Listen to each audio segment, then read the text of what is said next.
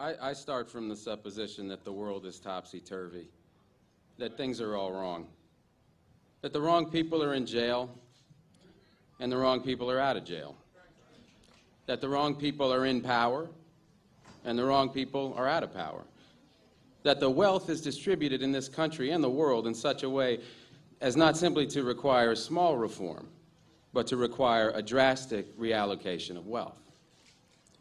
I start from the supposition that we don't have to say too much about this because all we have to do is think about the state of the world today and realize that things are all upside down. Now, if you don't think, if you just listen to TV and read scholarly things, you actually begin to think that things are not so bad, or that just little things are wrong. But you have to get a little detached and then come back and look at the world, and you are horrified. So we have to start from that supposition that things are really topsy-turvy. And our topic is topsy-turvy, civil disobedience.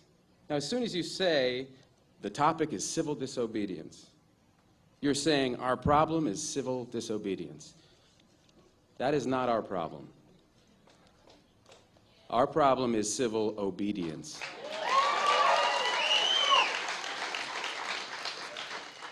Our problem is the numbers of people all over the world who have obeyed the dictates of the leaders of their government and have gone to war.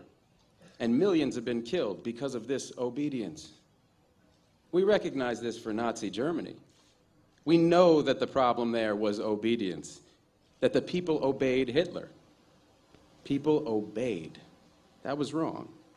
They should have challenged, and they should have resisted. And if we were only there, we would have showed them. Even in Stalin's Russia, we can understand that. People are obedient. All these herd-like people. Remember those bad old days when people were exploited by feudalism? Everything was terrible in the Middle Ages.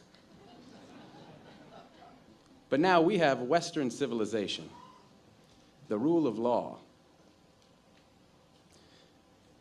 The rule of law has regularized and maximized the injustice that existed before the rule of law. That is what the rule of law has done.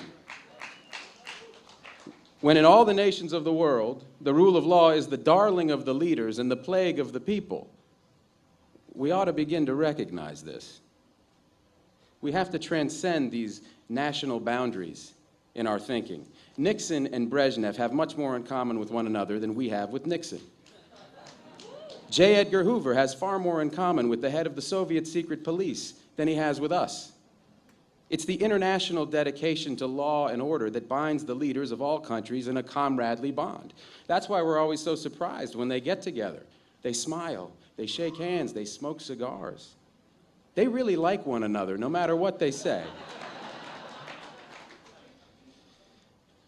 What we are trying to do, I assume, is really to get back to the principles and aims and spirit of the Declaration of Independence. This spirit is resistance to illegitimate authority and to forces that deprive people of their life and liberty and right to pursue happiness. And therefore, under these conditions, it urges the right to alter or abolish their current form of government, and the stress had been on abolish. But to establish the principles of the Declaration of Independence, we're going to need to go outside the law, to stop obeying the laws that demand killing or that allocate wealth the way it's been done, or that put people in jail for petty technical offenses and keep other people out of jail for enormous crimes.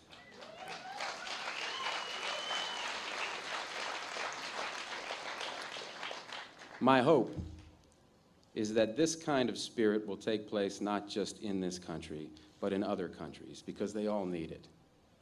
People in all countries need the spirit of disobedience to the state, which is not a metaphysical thing, but a thing of force and wealth. And we need a kind of declaration of interdependence among people in all countries of the world who are striving for the same thing.